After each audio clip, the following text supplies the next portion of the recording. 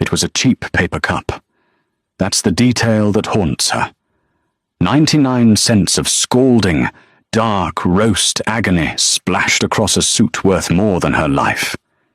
He didn't flinch. He just looked at her, eyes like dead iron, and decided her life belonged to him now. The espresso machine at Daily Grind had a high-pitched scream that vibrated right behind Tessa's eyes. It was 6:15 on a miserable, sleet-soaked Tuesday in Chicago. Tessa's shift had started at 4. Her back ached, her apron smelled of sour milk, and she had exactly $32 in her checking account.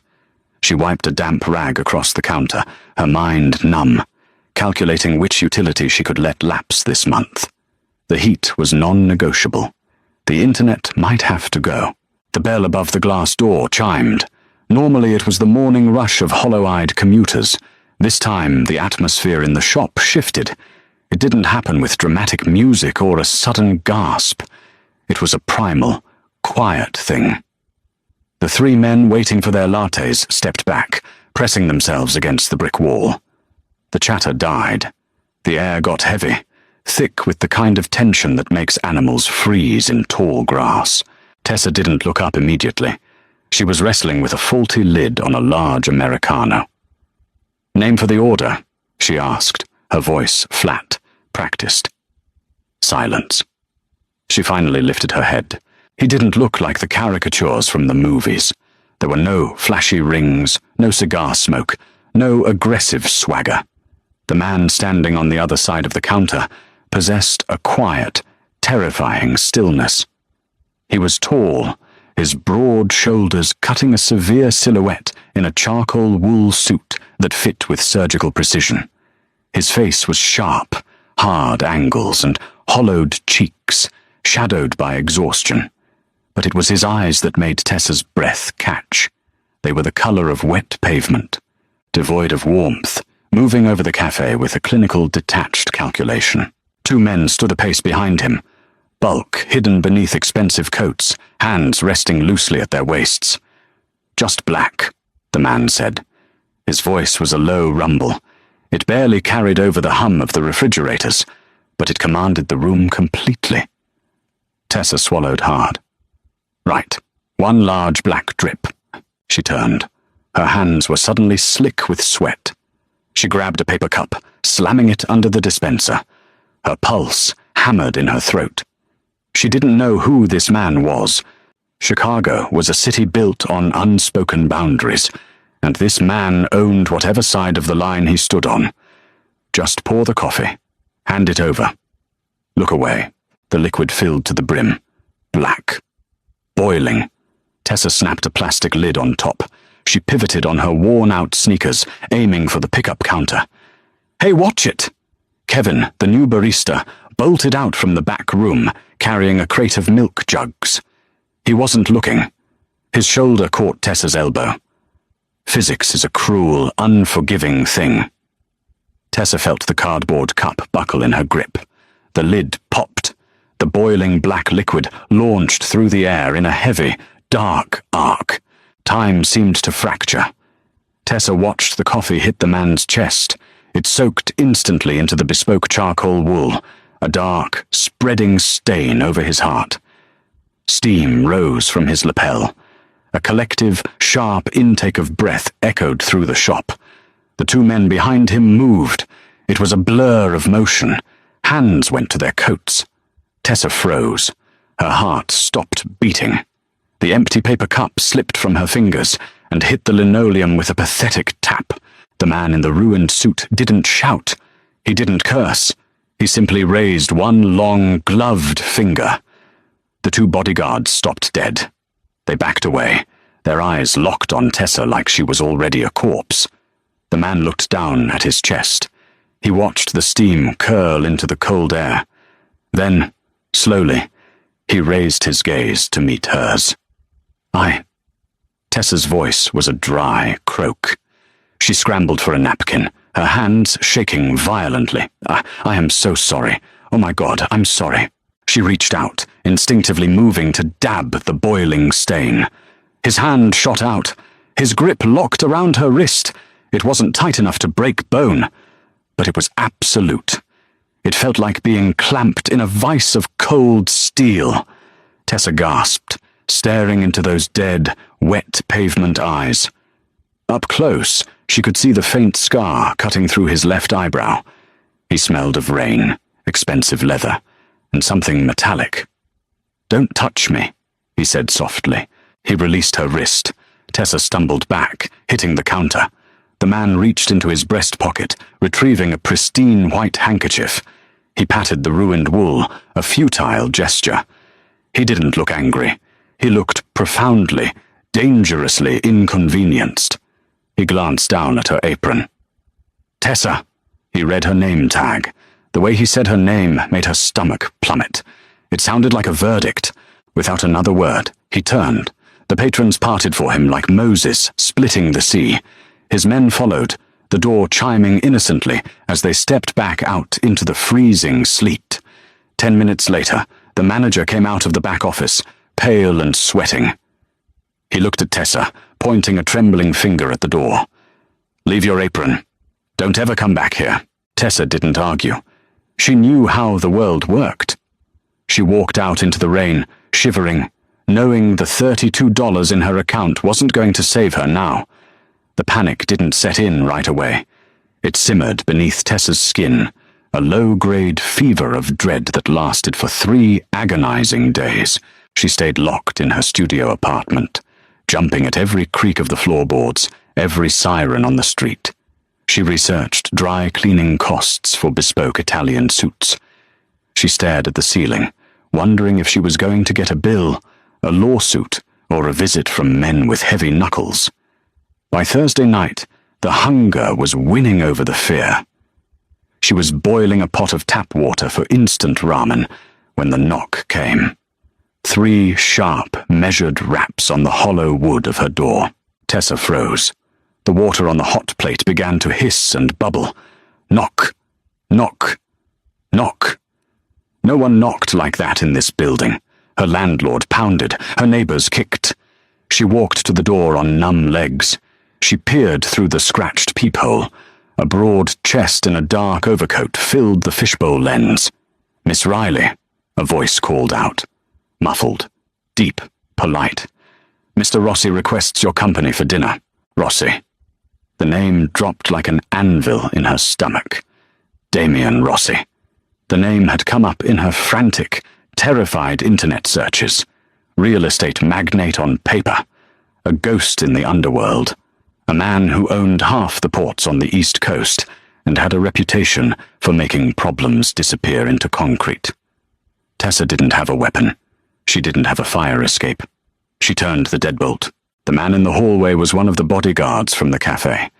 He didn't look at her cramped, dismal apartment. He just gestured toward the stairwell. "Downstairs. The car is running." "And if I say no?" Tessa asked, her voice trembling despite her best efforts to sound cynical. The man offered a thin, humorless smile. "I don't know, Miss Riley. No one has ever asked me that." 5 minutes later, Tessa was sitting in the back of a black town car. The leather seats smelled rich and new. The silence in the cabin was oppressive. She wore her only clean pair of jeans and a faded grey sweater, feeling entirely exposed as the city blurred past the tinted windows. They didn't take her to a warehouse or an abandoned dock. The car pulled up to the curb of Laura, a Michelin-starred restaurant downtown. The street was empty. The "closed for private event" sign hung in the window. The bodyguard opened her door. Tessa stepped out into the biting wind, wrapping her arms around herself. Inside, the restaurant was dim, illuminated only by candlelight and the warm glow of the bar. It was completely empty, save for one table in the center of the room. Damien Rossi sat there. He was wearing a different suit, midnight blue this time. A half-empty glass of red wine sat near his right hand. A pristine white plate held a perfectly cooked steak, which he was cutting with methodical, precise movements. He didn't look up as Tessa was escorted to the table. The bodyguard pulled out a chair opposite him. Tessa sat down. The chair felt like a witness stand. Damien chewed, swallowed, and wiped his mouth with a linen napkin. He finally raised his eyes to hers. "Are you hungry?" he asked. Tessa stared at him. The sheer absurdity of the question grated against her exhausted nerves. "Am I hungry? You send goons to my apartment in the middle of the night, drag me to a closed restaurant, and you want to know if I want an appetizer?" Damien's expression didn't change. "It's 8 o'clock, Tessa. It's hardly the middle of the night. And my men are professionals, not goons." He gestured to the waiter standing invisibly in the shadows. "Bring her the sea bass." "I don't want your fish," Tessa snapped, leaning forward. Her fear was morphing into a defensive, brittle anger. "Look, Mr. Rossi, I know who you are. I know what I did. I'm broke. I lost my job because of you. If you want to kill me over a vicuña wool suit, do it. But don't make me sit through a fancy dinner first. I'm too tired for games." Damien studied her. The silence stretched. The waiter quietly set a plate of steaming fish in front of her, poured a glass of water, and vanished. The suit was Keaton. $15,000, Damien said, his voice terrifyingly calm. "And you didn't lose your job because of me. You lost your job because your manager is a coward who fears my shadow." Tessa gripped the edges of the table. "What do you want?" Damien picked up his wine glass, swirling the dark liquid. "You have $32 in your bank account. You have $64,000 in medical debt from your late father's cancer treatments. You owe $8,000 to a local loan shark named Jimmy the Rat Vane, whose interest rates are going to result in your kneecaps being broken by next Thursday." Tessa felt the blood drain from her face. She sat perfectly still, stripped bare. "You looked into me. I look into everything that touches me," Damien replied softly. "I bought Jimmy's paper this morning. You don't owe him anymore. You owe me." Tessa let out a harsh, bitter laugh. "Great. So you own my debt. What's the repayment plan? You want me to run drugs? Clean your floors? Let me guess. You need a new coffee girl." Damien set his glass down. The clink of crystal against the table was sharp. "I am currently restructuring my organization's holdings," Damien said, his tone shifting into pure business. "The federal government is looking very closely at my portfolio. My advisors have suggested that my public profile requires softening, a stabilizing element." Tessa blinked, her cynical brain trying to catch up to the conversation. "Softening. A wife," Damien said. The word hung in the air, heavy and absurd. "A wife," Tessa repeated, deadpan. "Yes. You want a wife. I need a civilian," Damien corrected, his eyes locking onto hers. "Someone with no ties to my world, no criminal record, a clean, tragic, thoroughly ordinary background, someone the press can paint as a heartwarming rescue, and the feds will dismiss as a harmless distraction." Tessa stared at him, waiting for the punchline. But Damien Rossi didn't joke. His face was carved from granite. "You want to marry me?" Tessa pointed to her chest. "Because I spilled coffee on you."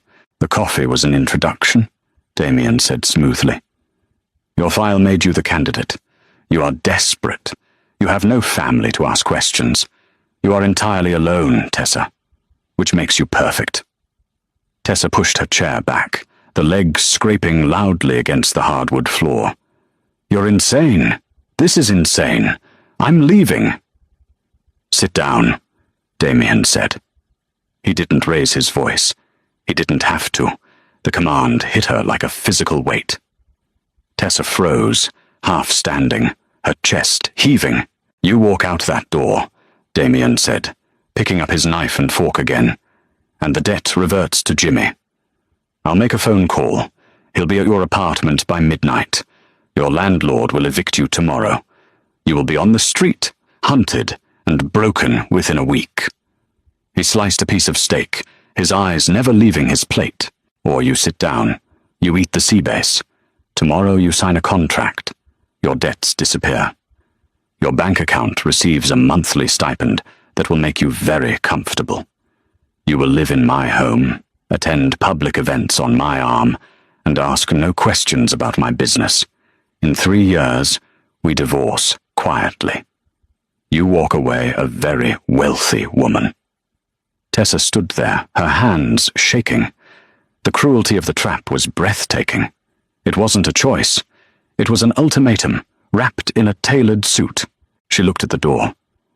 She looked at the dark, rainy street beyond the glass. Then, she looked at the man who had just bought her life for the price of a ruined jacket.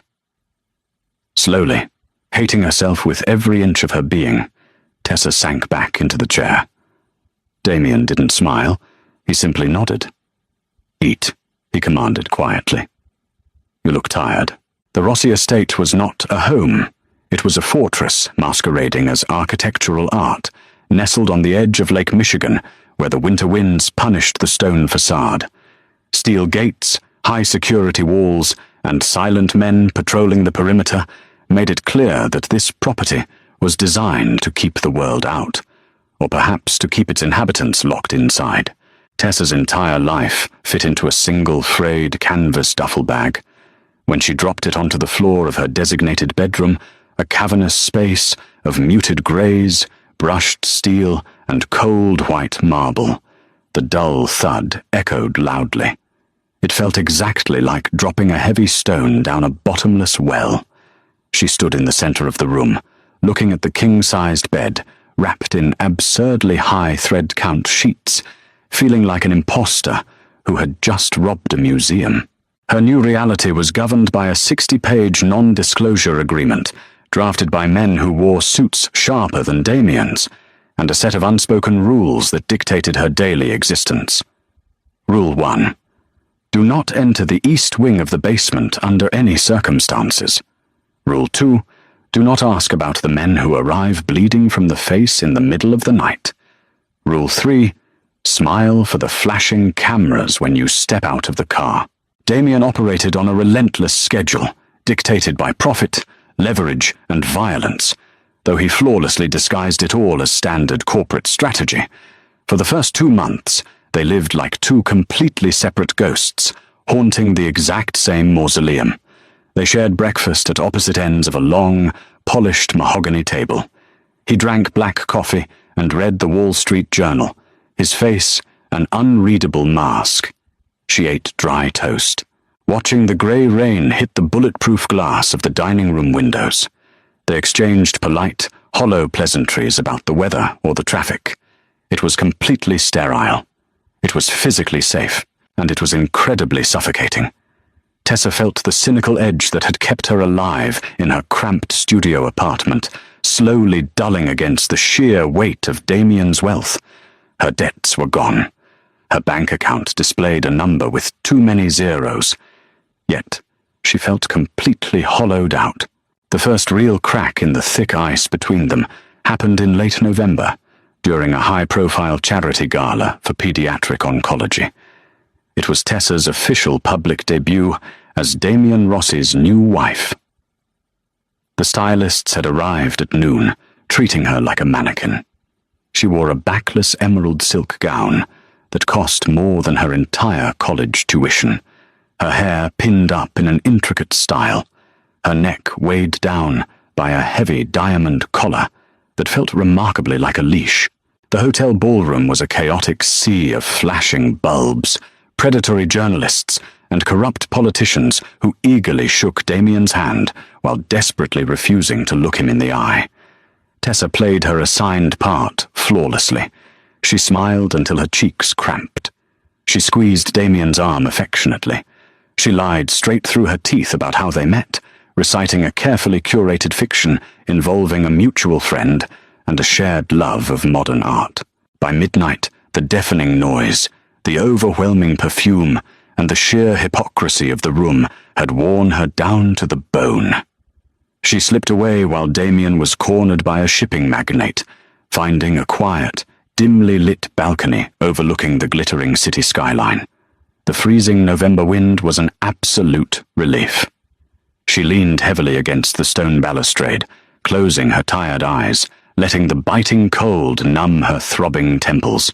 The heavy glass door clicked open behind her. Damien stepped out into the freezing air. He didn't say a word immediately. He simply walked to the edge, standing shoulder to shoulder with her, looking out at the sprawling grid of city lights below. "You did remarkably well," he said quietly. His low rumble carried easily over the wind. "The press bought the narrative. The senator from the 2nd District is no longer looking into my shipping manifests. You earned your keep tonight." "Glad my immortal soul is worth a shipping manifest," Tessa replied dryly. She didn't look at him. She expected a sharp reprimand, a cold reminder of her massive debts and her contractual obligations. Instead, he unbuttoned his tailored tuxedo jacket and draped it gently over her bare shoulders. The silk lining was instantly warm, holding the faint, masculine scent of cedar, smoke, and expensive cologne. "I don't expect you to like this life," Damien said, leaning his forearms against the freezing stone. "I just expect you to survive it. 3 years, Tessa. Then you are free." She pulled the heavy coat tighter around her trembling frame. "Why do you even do it? You have enough clean money to buy a private island and disappear. You don't have to live like this, guarding every single door, buying every politician in the state, sleeping with one eye open." Damien slowly turned his head to look at her. In the dim, ambient light of the city, the sheer exhaustion etched into his face was stark and undeniable. He didn't look like a terrifying mob boss in that specific moment. He looked like an incredibly tired man drowning in a vast ocean he had deliberately created. "You think power is a physical object you can just put down when it gets heavy," he murmured, his eyes locking onto hers. "It isn't a coat, Tessa. It's a steel cage. If I step out of it now, the people I owe, and the people who owe me, they don't just wave goodbye and wish me well. They burn everything I've ever touched to ash." He paused, his gaze dropping to her pale hands gripping the stone. "I bought Jimmy's paper to own you. Yes. But I also did it because Jimmy is a feral animal. He wouldn't have just broken your knees for the 8 grand. He would have sold you to a place you couldn't escape." Tessa stopped breathing. She looked at him, truly looked at him for the first time, seeing the brutal, pragmatic truth reflecting in his eyes.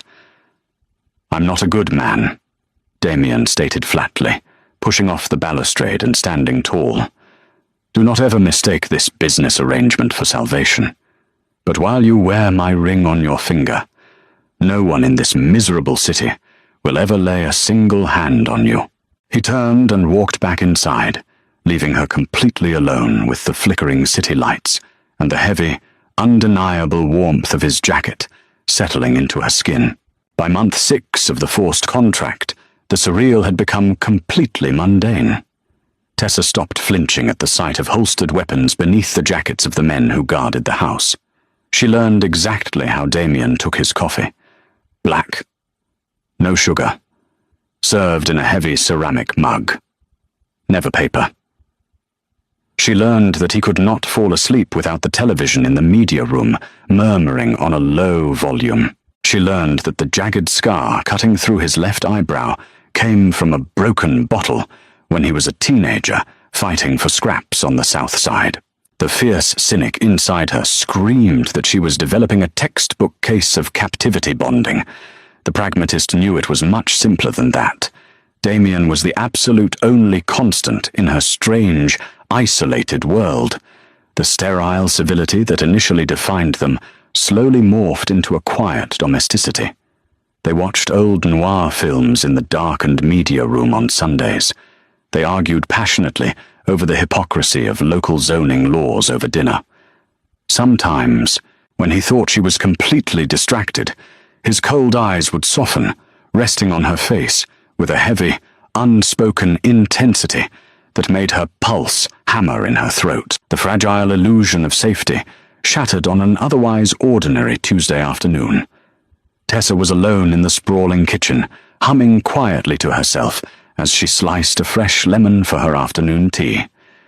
Damien was locked in his private study down the hall, reviewing contracts with his legal team. The massive estate was eerily quiet, the rain drumming softly against the glass. It was precisely 3:15. The sound was sharp, sudden, and completely foreign to the heavily fortified house. A loud, concussive thump, followed immediately by the sickening crash of shattering heavy glass near the side entrance. Tessa froze instantly, the sharp paring knife slipping from the rind and slicing deeply into the pad of her left thumb. "Damien," she called out cautiously, taking a single step out of the kitchen toward the main hallway. A man walked into the corridor. He was not one of the familiar security guards.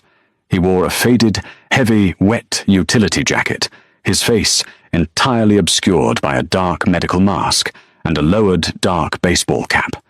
In his right hand, he held a sleek, black pistol, equipped with a heavy steel suppressor. Tessa didn't scream. The cynical, hardened survival instinct that had kept her alive during her darkest days in the slums immediately kicked in. She dropped the bleeding lemon and bolted backward, diving desperately behind the massive granite island in the center of the kitchen, just as a soft sound echoed through the room. A bullet violently splintered the wooden doorframe exactly where her head had been, a fraction of a second prior. Her pulse roared in her ears like a freight train. She scrambled frantically on her hands and knees toward the darkened pantry, her mind racing through horrific calculations. The exterior guards were either dead or compromised. The silent panic alarm was located on the opposite wall, 50 feet away. Heavy boots crunched on the shattered glass in the hallway, moving with slow, methodical purpose. The intruder was stepping into the kitchen. "Come out, sweetheart." A gravelly, mocking voice echoed off the tile walls. "We do not want you. We just want to leave a very messy message for the boss." Tessa held her breath until her lungs burned, pressing her back flat against the cool metal of the industrial refrigerator. She looked around desperately for anything resembling a weapon. There was nothing but expensive copper pots and a remarkably heavy cast-iron skillet resting on the stove. She grabbed the handle of the skillet, her bleeding thumb leaving a crimson smear across the black iron. Then, the very air in the room suddenly changed. It was the exact same dramatic drop in barometric pressure she had felt the very first day Damien walked into the coffee shop. A primal, suffocating tension. "You have exactly 3 seconds to explain to me how you managed to get past my front gate," Damien said. His deep voice rang out. It was completely devoid of anger. It was purely, terrifyingly hollow, like a voice echoing from an empty tomb. Tessa peeked around the sharp corner of the granite island, her knuckles white around the skillet. Damien stood squarely in the kitchen doorway. He was not holding a gun. He looked entirely unarmed, dressed casually in a grey cashmere sweater and dark slacks. The masked intruder whipped around, raising his suppressed weapon toward Damien. Before the man could even twitch his finger against the trigger, a dark shadow detached itself from the gloom of the hallway. It was Brooks, the towering chief of security. A heavy weapon coughed twice in rapid succession. The intruder dropped to the floor like a marionette with cut strings, a dark pool of blood spreading instantly across the pristine, white Italian tiles. Tessa clamped a shaking hand over her mouth to stifle a terrified sob. Her entire body shook violently. The sharp, metallic smell of copper blood and burnt cordite filled the expensive kitchen. Damien did not even look down at the dead man bleeding out on his floor. His cold eyes swept the room, frantic, wild, and completely devoid of their usual absolute rigid control. "Tessa." It was a command, but his deep voice cracked. She stood up slowly from behind the island. Damien crossed the room in 3 massive strides, ignoring the pooling blood. He grabbed her shoulders, frantically scanning her face. "Are you hurt?" he demanded harshly. "No," she whispered. "I slipped." Damien exhaled a shuddering breath, his unbreakable facade shattering. He pulled her forcefully against his chest, burying his face in her hair. Tessa melted against him, realizing the devastating truth. The contract was a complete lie. She was undeniably his. The business arrangement was completely over. The real marriage had just begun. The line between a debt and a dangerous devotion is razor thin. What starts as a ruthless transaction often bleeds into an undeniable bond when the bullets start flying. If you were captivated by Tessa and Damien's explosive, slow-burn journey from a spilled coffee to a blood-soaked vow, do not forget to hit that like button. Share this story with your fellow dark romance lovers and subscribe to our channel